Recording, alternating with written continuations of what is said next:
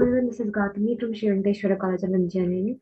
So today we'll be discussing about the computer-aided engineering drawing. In this, we'll be solving two of the problems. One is from the planes and other is related to the solid topics.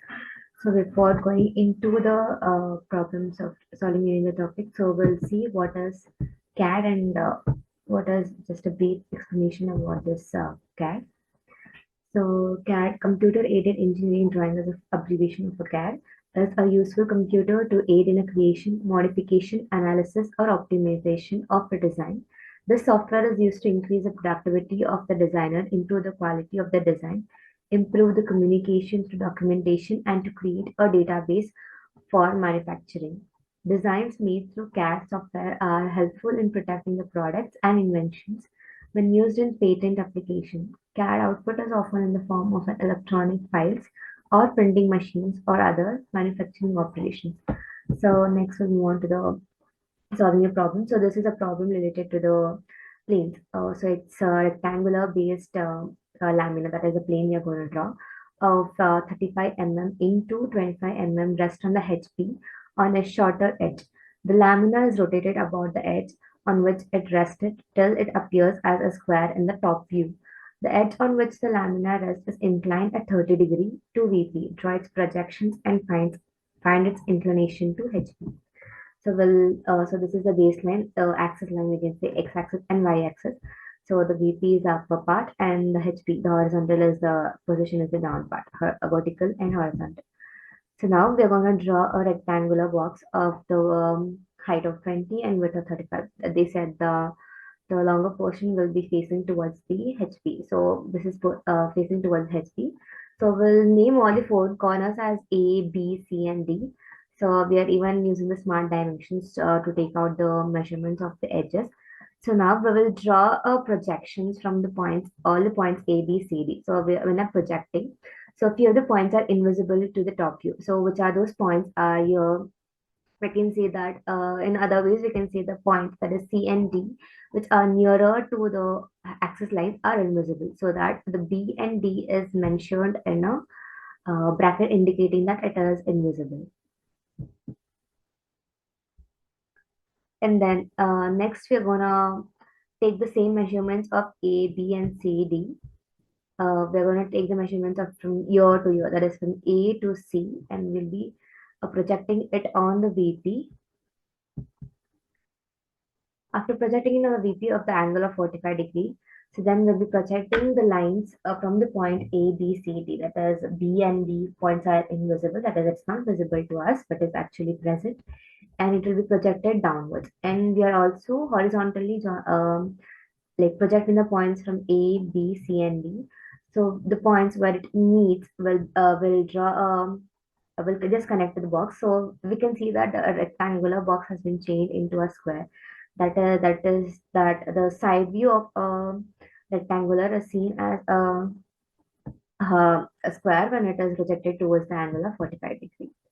And then next we'll be projecting it to the 45 degrees towards the HP, and then we'll be placing the AD, that is the base position of AD, on the axis line. It can be placed on either side of the line. After projecting this, the next step is that you're supposed to draw the projections from the point A, B, C, and D, and even you're supposed to draw the projection from the points A and C. So let's see. So this is how you draw the projections from all the lines. So when you draw the projections from all the lines, same as we did for this square, you're gonna meet the points. Like the points meet, the lines interconnect. So we'll first see that the D point here connects to another D point over here. So we'll be joining we'll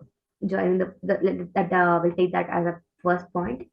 And then A, we can see the A line is joining over here, and the A line near this point is projected over here. So this is another A. In the same way, we'll be marking all the 4 points, and then later we'll be connecting it. So this is all about drawing a rectangular plane according to the given projectional angles. So we'll go to the next question, that is drawing a prism. A square prism of 35 mm side of base and 60 mm axis length rests on HP on one of its edge of the base which is inclined to VP at 30 degree. Draw the projection of the prism when the axis is inclined to HP at 45 degree. Now the XY line is drawn as same the baseline and the VP and HP is marked. So in this, we are going to take a square prism. In this square prism, we can see that A, which is written outside the bracket, and A dash, that is like A1, is written inside the bracket. So here, this indicates that the A1, which is actually placing downwards, that is not seen through our view. So it is given in a bracket. We're taking the dimension as 25 mm. So why is it this placed as a dimension of a square? The angle given is that it says that the corner points are facing toward the one of the a corner point is facing towards the axis line. So to draw this, first we'll be taking a baseline projection, and then we'll be taking an angle of 45 degrees, then doing the square to get a proper diamond shape or a square which has been inclined. So later on, next you can see that the projections, the points have been extended and projected towards above the axis. Above the axis, the prism height is given as 60 mm. So after drawing to the axis line is again projected over its axis to the up to the height of 60 mm. So after that, putting it up to the 60 mm of height, the prism. So we'll be marking the points. This is as A1, and this is A dash. This is like you can see the upper level, which is being visible here, which is not written in the bracket. And the dash is to indicate that it is in the VP direction. And then later on, now we can see that we will be projecting all the lines from the point A, B, C, D, that is horizontally. Before projecting this lines, we'll be taking an angle of 40 degree, that is of the axis length. So if this is 40, we're supposed to take this as 50 degree because we're supposed to minus the angles. So we'll be taking this as 50 degree. So first we'll be taking the length of 50 degree and moving this line over to the angle of 30 degree. And then later on, we'll be projecting all the lines of this point, that is A1, B1 dash, and C1 dash, to be extended to the height of 60 mm as the prism height is given as 60 mm. Later on, after extending, all the lines would be joined to get a prism shape. We can easily say that this diagram is actually the inclined position of this prism. So after inclining it, we'll be later projecting all the points towards down, and from here we'll be projecting all the points towards the horizontal side, that is towards your right side. After projecting it, we can notice that the lines meet at a particular point. As lines meet particular point, we'll be joining all the points, and these dotted lines represent the invisible part of the prism is kept in this angle. So this sides of the prism will not be visible. So it is represented as a dotted line. So we can see how it is like this part and this part, which will be not visible to the person standing in this view. So then later on, we'll be taking an angle over here of 40 degree line, and we'll be drawing a line. So we'll normally copy it. That is, we'll on the copy option and then move, and then later on place it in the axis line such that the point here C to A or A dash to C completely places on the line. You can see it is like copy it and move, and rotate it to the suitable angle to place it on the line of the 40 degree, which has been drawn. Later on, we're supposed to project the lines towards the top, and we'll be joining this also. To avoid a confusion, you can actually take only this part first and this part so that you get the first base part. Later on, you can connect these upper part of the prism and this upper part of the prism to get the inclined part of the upper part of the square prism. So it's like this. So in this diagram, we can see that all the lines have been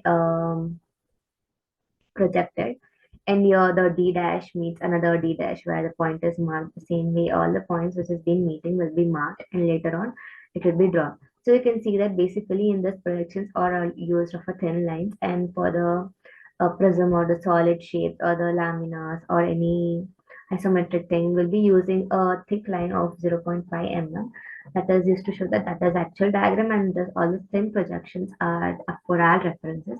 And we can also use a arrow mark to show that where the actual projection is taking place. For example, from this point, The projection is done towards the top. So that's the reason you can see that the arrow mark is being projected in this way. So in the angle sheet also, you can use the smart dimensions to mark these angles and the length. So this was all about two questions which we discussed. One from the planes chapter, that is a rectangle, but was we'll be taking the rectangle and we'll be measuring the angle from VP and HP with the given degree. We'll be moving it and we'll be seeing that how it is seen in that degree point of view. In the solid, we took a prism, a square prism. So in the square prism, you can see that square prism actually was being not kept in a proper direction, but it was inclined to an angle that is, which was seen as a diamond. And later on, we projected it and we saw that the fully standing part of a prism, and then later inclined it with a 40 degree to the axis line, and then during the projections, and then with to VP, it was inclined to the 40 degree again. So again, there was a direction drawn, and we saw that how it was visible to the viewer from the point of view of 40 degree. So this was all about the CAD 2 questions. Thank you for watching the video.